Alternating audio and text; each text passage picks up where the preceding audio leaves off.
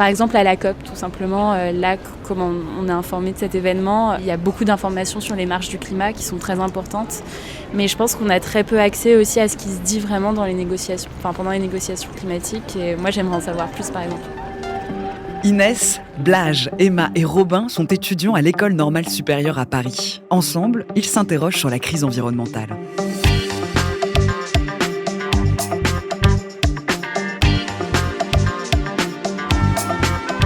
Dès demain. Dès demain. Je suis pas sûre qu'on soit de la même année, mais moi je suis de 99 et mon premier magazine d'enfants, je pense que c'était Astrapi, c'était sur le changement climatique, donc je pense que ça nous a un peu tous portés très tôt, quoi. Après des décennies d'inaction climatique, les températures mondiales continuent de grimper, inexorablement. Et nous voici sur la trajectoire que la communauté scientifique prédisait il y a déjà 30 ans. Face à l'urgence écologique, des chercheurs proposent des solutions alternatives, les géo-ingénieries, des méthodes pour modifier le climat, le refroidir artificiellement, le réparer. Quelles sont ces nouvelles technologies et peuvent-elles être des solutions au péril climatique ? Épisode 5, demain, des promesses technologiques au secours du climat. Bonjour Emma. Bonjour. Bonjour Blache. Bonjour. Et Régis Bridé, bonjour. Bonjour. Merci d'être avec nous. Aujourd'hui, nous sommes avec Emma et Blache. Merci Natacha. Régis Bridé, vous êtes historien des sciences et des techniques. Aujourd'hui, vous êtes chercheur au Conservatoire national des arts et des métiers. Vous êtes spécialisé dans l'étude des sciences et des techniques et des politiques climatiques. Vos travaux portent sur l'expertise scientifique, sur l'innovation technologique et sur les politiques environnementales. Avant tout, Régis Bridé, la géo-ingénierie, cela peut être une intervention sur la météo, mais cela peut être aussi une manipulation sur le climat. Est-ce que vous pouvez nous décrire de façon très concrète en quoi ça consiste ? Le préfixe géo, c'est vraiment pour désigner la Terre en tant qu'entité globale. Donc, on est dans une ingénierie climatique globale. Mais vous pouvez aussi imaginer des ingénieries plus locales de modification du climat plus localement. Quand vous plantez une forêt, par exemple, vous modifiez le climat. Il y a 3 critères de définition de la géo-ingénierie. Il y a un caractère environnemental, un caractère global, un caractère intentionnel et un caractère, disons, aval des pollutions. C'est-à-dire, on traite les pollutions en aval et non pas en amont, comme on le fait avec l'atténuation, par exemple, du changement climatique. Alors, lorsqu'on parle de géo-ingénierie, on peut parler effectivement de toutes sortes d'approches ingénieriques de l'environnement global. On en parle depuis les années 70. En principe, on distingue entre 2 types de géo-ingénierie, l'une qui est plutôt radiative et l'autre qui est plutôt du stockage du CO2 atmosphérique. Alors, vous venez de le dire, il existe effectivement une méthode qui est plutôt concentrée sur le rayonnement solaire. Est-ce que vous auriez des exemples concrets là-dessus ? Alors, les premières technologies sont des technologies qui vont donc permettre de filtrer les rayons solaires, puisqu'il y a un phénomène de réchauffement climatique. Il s'agit de créer une sorte de filtre des rayonnements solaires ou alors de renvoyer les rayons solaires vers l'atmosphère. Donc, typiquement, ça va être l'injection de particules réfléchissantes dans la stratosphère. On pourrait imaginer aussi disposer des miroirs en orbite. Donc ça, c'est une des premières technologies. Alors, il s'agit de technologies théoriques. C'est des choses assez expérimentales et puis qui sont peut-être assez dérisoires, en tout cas à ce stade de développement. La principale technologie qui a été proposée est celle d'injecter des particules réfléchissantes dans la stratosphère, notamment des particules de fer. C'est une technologie qui a suscité pas mal de littérature scientifique, en particulier suite à un article du prix Nobel de chimie Paul Crutzen en 2006. Selon lui, en fait, l'injection de particules dans la stratosphère ressemble assez à ce qui se passe dans le cas d'une éruption volcanique. Et donc, son idée, c'est simplement une analogie qu'il faisait, c'est que si on injectait un petit nombre de particules dans la stratosphère, on pourrait de la sorte contrebalancer quelque peu les effets du réchauffement climatique. Alors, C'est pas lui qui a inventé cette proposition. Cette proposition, en fait, elle court depuis la guerre froide, puisque, en fait, dans les années 60, on parlait déjà de géo-ingénierie, mais dans ce cadre donc de guerre froide, avec d'un côté les soviétiques, de l'autre côté les États-Unis, qui produisaient des rapports sur d'éventuelles armes climatiques. Donc, cette idée, en fait, d'injecter des particules dans la stratosphère était déjà là dans la littérature, sauf qu'elle n'était pas du tout là pour des raisons de lutte contre le changement climatique. Vous avez également évoqué plutôt des techniques sur la capture du CO2. Donc là, encore à nouveau, est-ce que vous auriez un exemple ?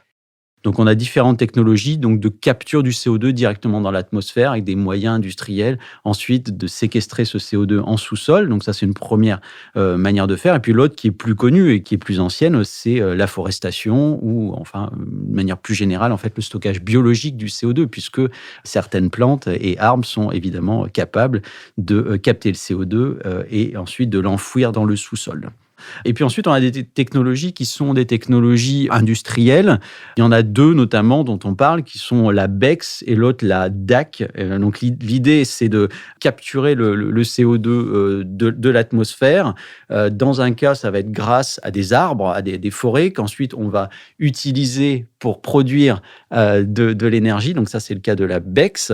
Et lorsqu'on va donc brûler ces arbres, eh bien, on va récupérer le CO2 qu'on va ensuite enfouir. Ça, c'est une première chose.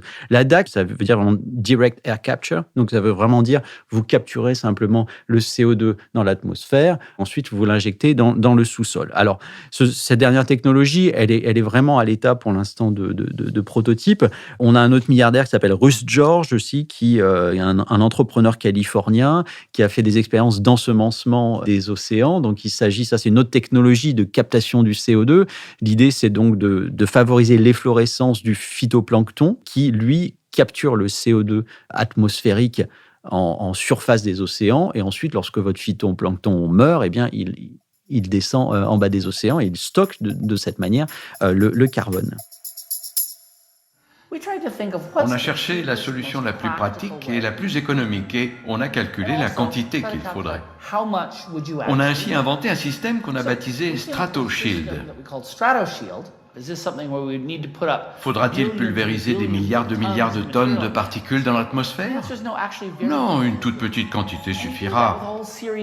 On pulvérisera ces particules au moyen d'un tuyau porté par une série de ballons en forme de V. Un tuyau flexible, pas très différent de celui que vous utilisez pour arroser votre jardin. Ce tuyau ira de la surface de la Terre jusqu'à la stratosphère.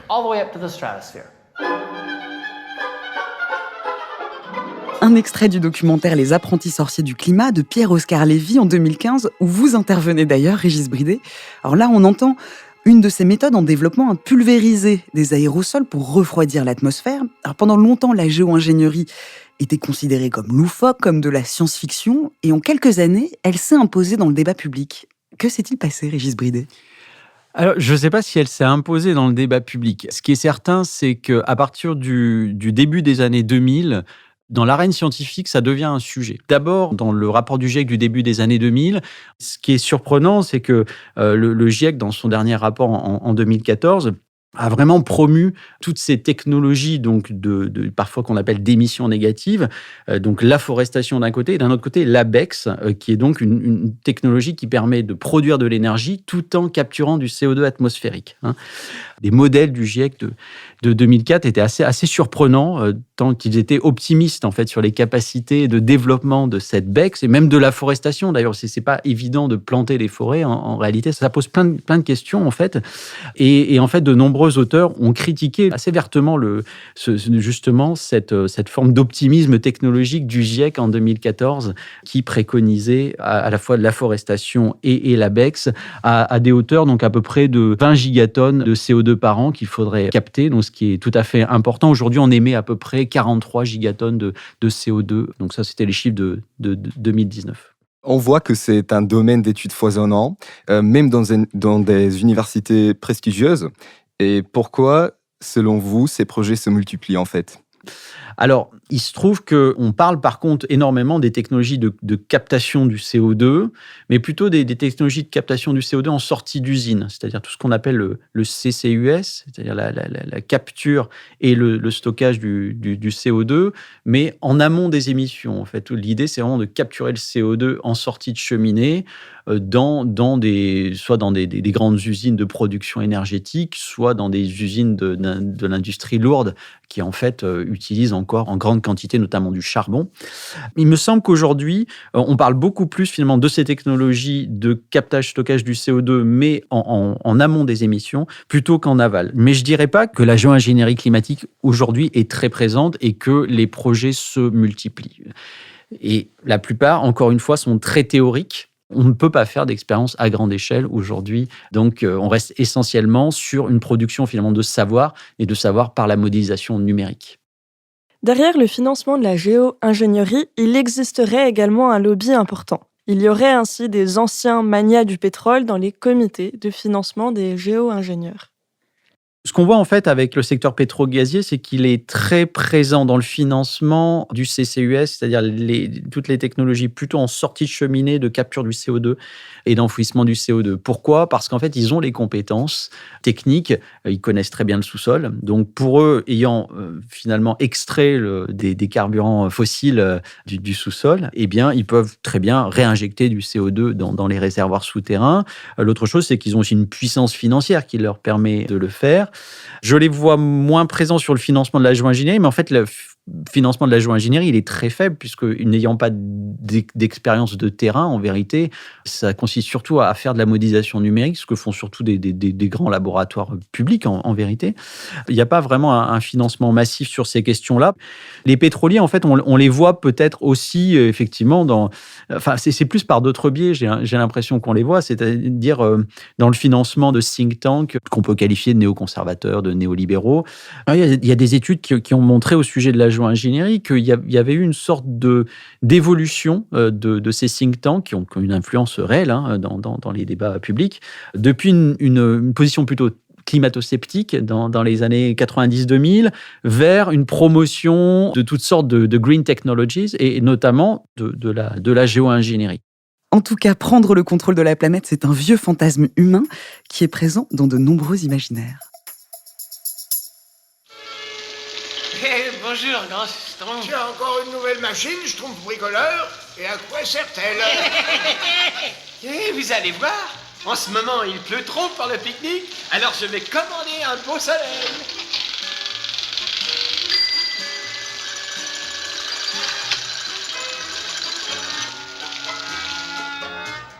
Et voilà, un temps idéal pour un pique-nique. Schtroumpf bricoleur, ta machine est tout simplement schtroumpfante. Mais je me demande s'il est bien sage de jouer avec la nature comme ceci. Ah, vous inquiétez pas, grand Schtroumpf, nous pourrons changer le temps en 2 Schtroumpfs, 3 mouvements.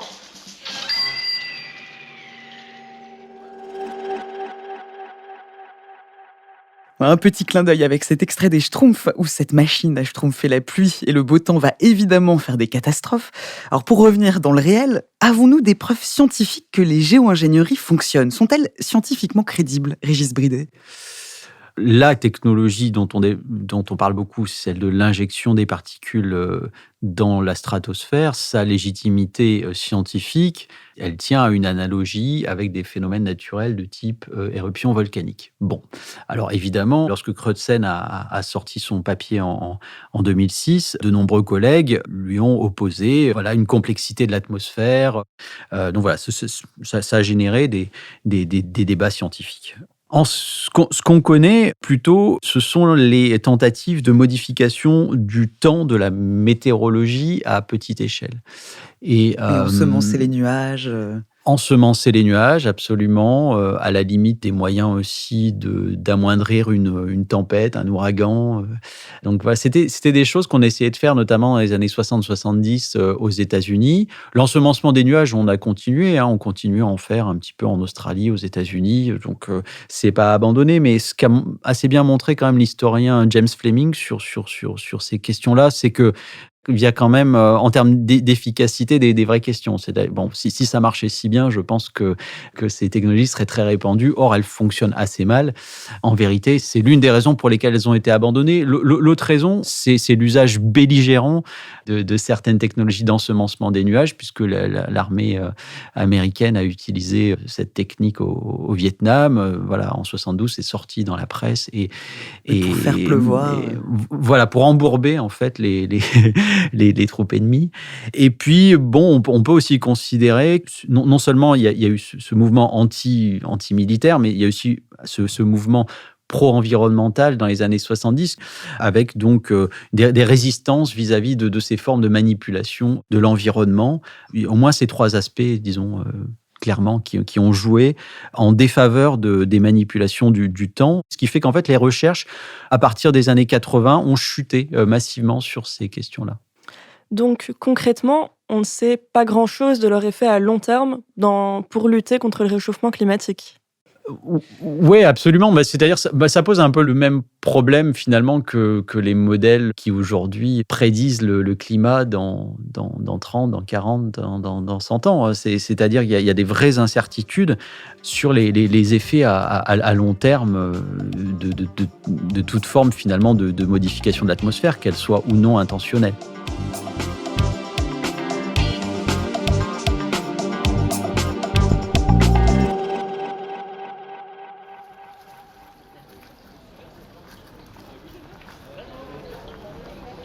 Quand je vois qu'il y a encore autant d'admiration pour certains modes de vie chez certaines personnes, en fait, des modes de vie un peu où on surconsomme en permanence, par exemple. Je pense par exemple à Dubaï ou des choses comme ça. Et pour certaines personnes, c'est encore le rêve. C'est là où je me dis, c'est quand même dingue qu'il y ait quand même un problème où en fait, c'est pas possible de faire vivre toutes les personnes à la planète avec une consommation telle, avec un mode de vie comme ça.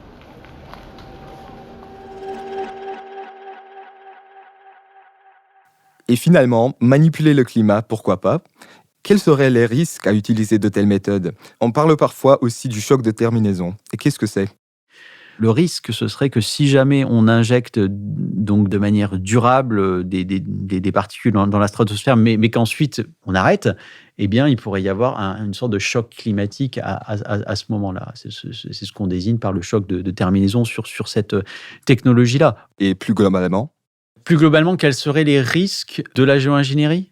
Oui. Alors, il faut prendre vraiment technologie par technologie. Disons que les technologies de géo-ingénierie qui permettent d'avoir des modifications très rapides du climat à grande échelle posent des vraies grandes questions géopolitiques assez évidentes, en fait. Mais vous avez aussi des groupes interdisciplinaires qui ont réfléchi aux questions éthiques que ça pouvait poser et aussi aux questions politiques. Et en fait, une des questions politiques qui est peut-être rédhibitoire en ce qui concerne les technologies qui agissent très rapidement sur le climat, de type injection dans la stratosphère, c'est qu'en fait, comment vous gérez ça politiquement ? C'est-à-dire, comment est-ce que vous attribuez à cette injection de particules les effets que ça a ? Et avec la conséquence évidente que vous avez toujours avoir des pays qui vont pouvoir vous dire mais en fait là vous êtes en train de détruire mon climat, donc comment est-ce qu'on gère ça ensuite à l'échelle internationale ? C'est très compliqué. En plus, il y a des pare-feux juridiques, puisque on a déjà une convention qui date de la fin des années 70, de 76, c'était sur l'usage belligérant de l'ingénierie climatique. Donc, on se questionnait déjà sur ces choses-là dès la fin des années 70. Donc, cette convention existe encore, elle s'appelle NMOD. Et puis, plus récemment, il y a eu la convention sur la diversité biologique en 2008 qui a décidé d'un moratoire sur les expériences à grande échelle d'ingénierie climatique. Donc, en ce qui concerne les autres technologies qu'on peut peut-être désigner par géo-ingénierie à petite échelle, elles posent d'autres problèmes. C'est-à-dire qu'en fait, elles impliquent qu'il y ait une multiplication des projets à travers le monde. Quand vous faites de l'afforestation, quand vous faites de la capture du CO2 dans l'atmosphère de manière industrielle, éventuellement des petites expériences aussi d'ensemencement des océans. Donc, toutes ces technologies-là, il faut les multiplier, sinon elles ont des impacts qui sont en fait assez ridicules. Est-ce qu'avec la géo-ingénierie, on n'oublie pas le problème de fond, en fait, à savoir réduire les émissions de CO2 et donc un bouleversement structurel de nos sociétés ?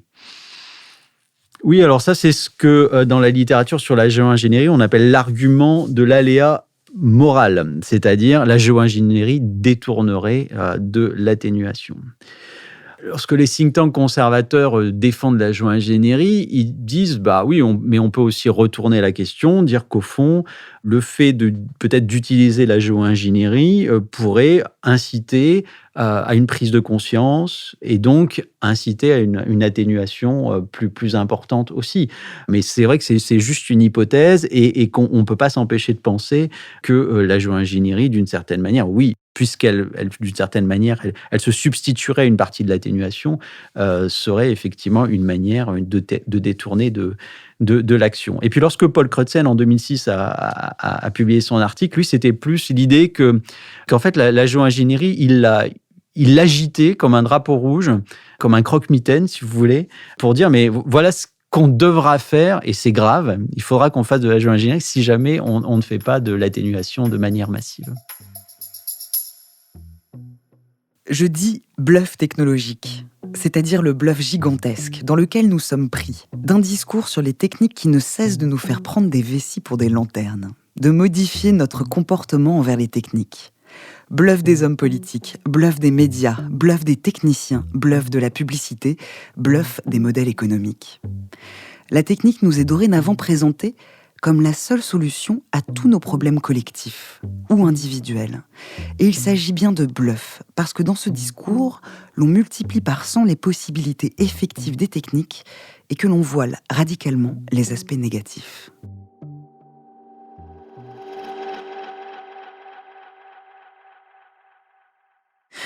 C'était un extrait tiré du bluff technologique de Jacques Ellul, un pionnier de l'écologie politique.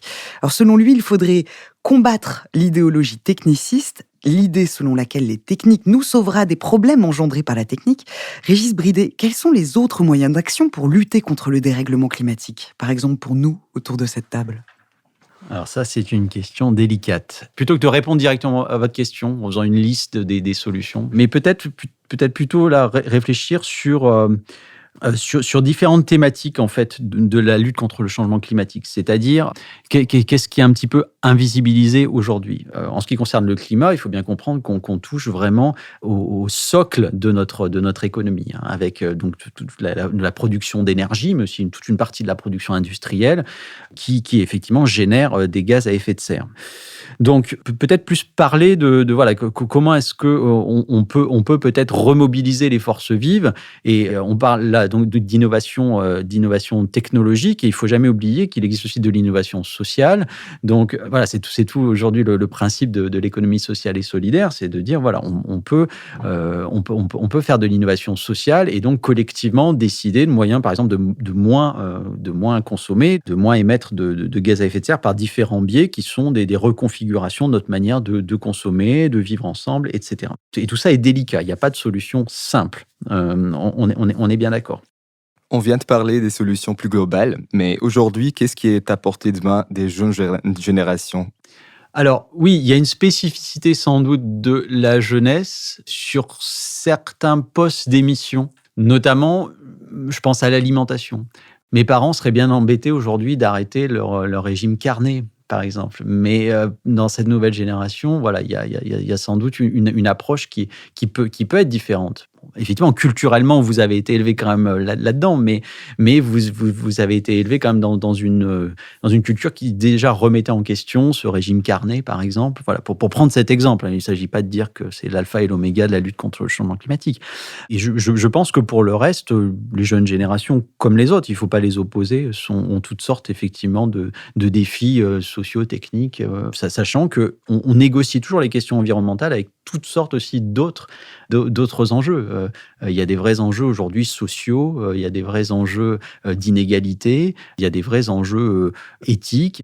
Donc, effectivement, nous, les anciens, comme moi, on compte effectivement aussi sur la vitalité de la jeunesse. Mais voilà, il ne faut pas opposer les générations. Je pense que vraiment, c'est quelque chose qu'il faut faire collectivement. Pour reprendre la question de Blash, quels sont les moyens d'action à portée de main pour toute personne, pour toutes les générations ? Il n'y a absolument pas de moyens miraculeux. Donc, individuellement et collectivement, comment est-ce qu'on peut agir sur différents postes importants d'émissions aujourd'hui de gaz à effet de serre? Et typiquement, il y a la mobilité, il y a le chauffage, il y a éventuellement le numérique. Déjà, si vous vous posez ces questions, ou l'alimentation, si vous posez déjà ces questions-là et que vous essayez à chaque fois de mettre en place ce qui peut limiter au maximum les émissions de gaz à effet de serre, c'est déjà très bien. Voilà. Mais ensuite, effectivement, il faut aussi forcément faire pression sur les États, faire pression éventuellement sur les pouvoirs publics plus locaux aussi, parce qu'ils ont des leviers qui sont très puissants, qu'on n'a pas nous, qui sont des leviers de fiscalité, de taxation. Pour mieux comprendre la crise environnementale, nous avons rencontré des chercheurs des différentes disciplines, des paléoclimatologues, des écologues.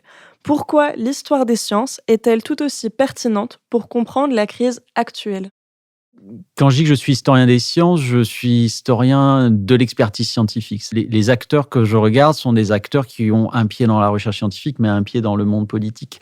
Et c'est tout à fait intéressant de regarder le rôle de certains scientifiques qui sortent de leur arène scientifique et qui ont une réelle influence en tant qu'élite dans le débat public. Donc en fait, un scientifique, c'est pas seulement un scientifique, c'est un scientifique expert, ça peut être un scientifique intellectuel, donc qui va produire des essais, qui va aller dans les médias. Voilà, ça peut être aussi un scientifique militant. Et certains chercheurs ont d'ailleurs toutes ces casquettes. Et donc il y a une responsabilité aujourd'hui, effectivement, de tous les scientifiques, qui soient de scientifiques de la nature ou scientifiques des sciences sociales, à la fois donc de clarifier les enjeux et puis peut-être effectivement d'apporter des solutions lorsqu'ils le peuvent, mais j'ai pas mal travaillé sur la question de la transition écologique en Île-de-France. Donc oui, ils m'ont montré qu'il y a des solutions, il y a des acteurs de la puissance publique, mais aussi des acteurs privés qui sont très impliqués aujourd'hui, et essayer collectivement, effectivement, de faire que cette question écologique soit prise au sérieux. Mais encore une fois, il y a une grande complexité. Et puis, ce ne sont pas aux scientifiques exclusivement d'asséner des réponses. Il s'agit surtout de clarifier, je crois, les enjeux. À présent, je nous invite à prendre le large pour embarquer à bord de l'expédition Juste 2 degrés. Juste 2 degrés, c'est l'aventure scientifique d'un groupe d'étudiants-chercheurs de l'École normale supérieure. Ensemble, ils sont partis en voilier faire de la recherche jusqu'en Antarctique.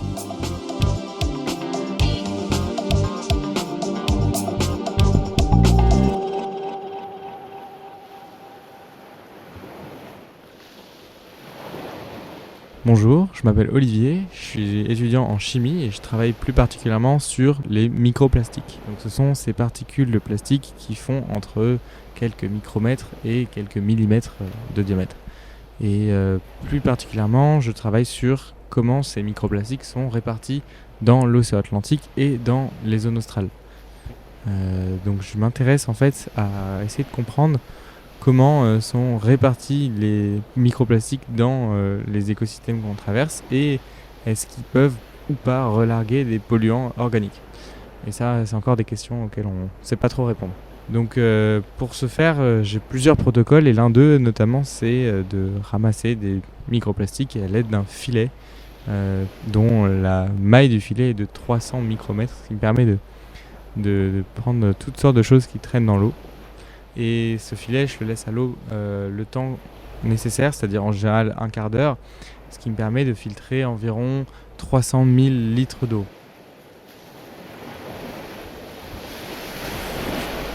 Donc maintenant qu'on a récupéré le filet microplastique, on récupère surtout en fait l'embout du filet qui s'appelle le collecteur. Donc c'est une espèce de petite bouteille en tissu qui est à la toute fin du filet, dans laquelle il y a environ 1 litre d'eau qui est très chargé en plastique, en plancton. Lorsque je serai rentré au laboratoire, ces viales seront analysées. Donc la première chose à faire, c'est de savoir séparer ce qui est du plancton, ce qui est des matériaux naturels comme des bouts de bois et ce qui est du microplastique. Première impression en Antarctique. Donc on est descendu sur le terrain pour la première fois avant-hier et hier. Et c'était vraiment un moment assez spécial. J'ai trouvé que le travail de terrain est quelque chose de très stimulant. J'ai trouvé que c'était vraiment très très intéressant. Et puis c'est une activité qui est complètement différente que tout ce qu'on a pu faire jusque-là dans le cadre du projet Antarctique. Mais le faire en vrai, c'est quelque chose d'assez différent. Alors là, on entend une jeune génération de chercheurs qui est prête à l'action. C'est une question que nous posons à tous nos invités. Pour vous, Régis Bridet, quels sont les terrains de recherche qui vous semblent prioritaires aujourd'hui ? Eh bien, ça ne va pas vous surprendre, mais je pense qu'il faut qu'il y ait une certaine forme de recherche fondamentale qui existe, qui soit routinière, avec de l'innovation. Vous le savez peut-être pas, mais les mesures qui ont permis de mettre à jour le trou de la couche d'ozone antarctique sont des mesures qui ont été effectuées sur des décennies en Antarctique, dans un cadre qui préexistait à l'alerte sur la destruction de la couche d'ozone. Donc, c'est parce qu'on a disposé des instruments de mesure, de spectroscopie, donc des photomètres en Antarctique, que finalement, on a pu comme ça faire des séquences longues de mesures des concentrations de l'ozone et qui ont permis de montrer qu'il y avait effectivement un problème sur le long terme. Et la dernière question, qu'auriez-vous envie de dire ou de transmettre à la jeune génération de chercheurs ou aux jeunes qui souhaitent s'engager vers un métier de chercheur ? Moi, je vais plutôt faire un plaidoyer aussi pour les sciences sociales. Évidemment, ça ne va pas vous surprendre. Donc, je pense vraiment qu'au-delà des grandes déclarations sur l'urgence climatique qui est réelle, ou l'urgence environnementale, je pense que vraiment, il faut clarifier il faut décloisonner en fait cette question du climat et la réinscrire dans un cadre politique plus général, avec des réflexions sur les inégalités sociales, sur les contradictions, les bénéfices entre différentes politiques. Et donc, les sciences sociales sont assez capables de faire ça et aussi de nous faire réfléchir sur la manière institutionnelle de produire des politiques intéressantes et démocratiques. Est-ce que, je vais finir là-dessus, oui, est-ce que vraiment c'est une question de connaissance scientifique sur le climat finalement aujourd'hui ? Je ne suis pas sûr, c'est-à-dire c'est devenu même un argument des anti-réglementations de dire il n'y a pas assez de connaissances scientifiques, voilà. Donc je comprends que les scientifiques du climat veuillent toujours produire plus de savoir, effectivement, notamment pour apprécier les conséquences plus locales du changement climatique. Là, il faut faire certainement des travaux, mais le constat aujourd'hui sur l'urgence climatique, il n'a pas besoin d'études scientifiques sans fin. Je pense que plutôt aujourd'hui, il faut se poser la question de quelles sont les politiques qu'on peut mettre en œuvre pour atténuer le changement climatique. Merci Régis Bridet. Merci à vous. Avec Inès, Blash, Emma et Robin, on vous donne rendez-vous pour le dernier épisode de Dès demain. Pour cet épisode final, nous parlerons d'action et du poids de l'initiative individuelle face à la prise de décision collective. Dès demain est un podcast proposé par l'École normale supérieure PSL, produit par Bababam. Il est écrit et présenté par Natacha Triou, accompagné d'Inès Delpuech, Emma Doury, Blash Istenich-Url et Robin Weissmann-Farbos, 4 étudiants de l'ENS PSL.